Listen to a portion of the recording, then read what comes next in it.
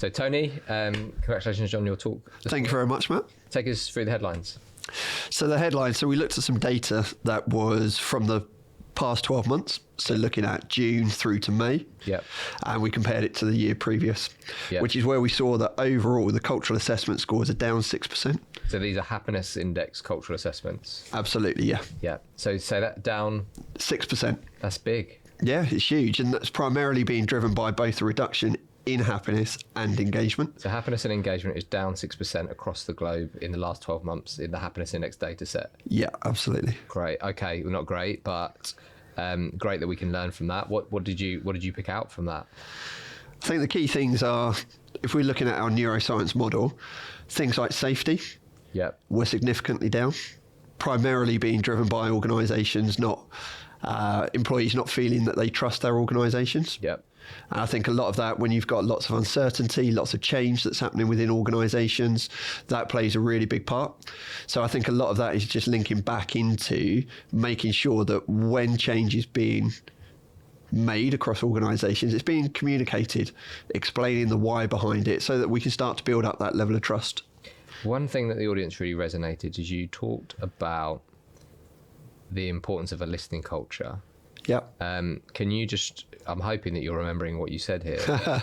Can you just reiterate the point that you talked about, you said, we did? If you could just start from the beginning with that bit of insight, because the audience really resonated with that. And could you just talk us through that bit and what you meant?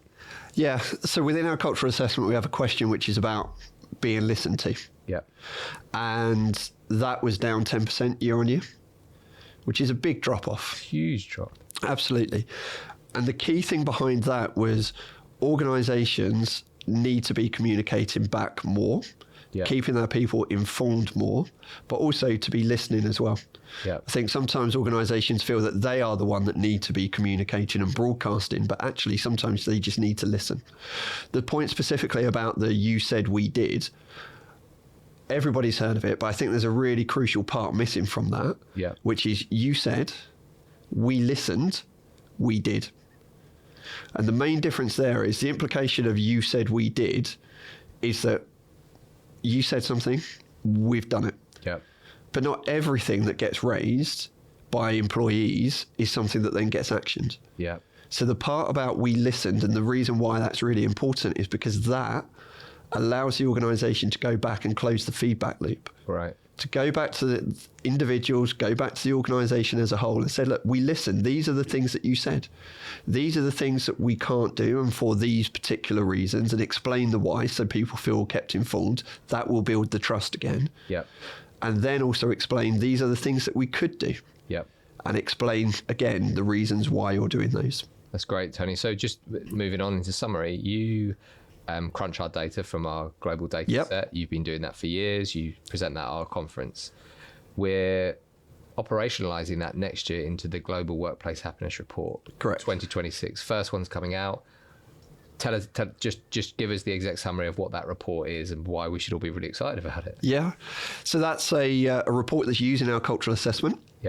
We're going to be gathering data from countries all around the world. We're going to be aggregating that and pulling that together, which will allow us to deliver this report that's going to give us a huge amount of information, similar to some of the things that I presented earlier on today, but we're going to be able to go into even more depth. We're going to be able to go into, for example, intention to stay. Some new questions that we're bringing into that cultural assessment, but it's going to also give us a really, really strong insight into employees globally, not only what they think, but what they also feel about their work. And I think that's what's missing, isn't there? There's the World Happiness Report, which looks into holistically happiness. There's lots of work by amazing organisations like Gallup that look into engagement. But it's this happiness piece that is missing. Absolutely. And it's very specifically about the happiness at work as well. So it's a Global Workplace Happiness Report. And that's a massive gap in the market at the moment. There is no report that delivers that. So I'm really excited, and I know that you are, and the rest of the Happiness Index are really excited about bringing that out. I'm scared about delivering it and excited about the outcome. Thank you, Tony. You've been amazing. Thanks, Matt. Cheers. Bye-bye.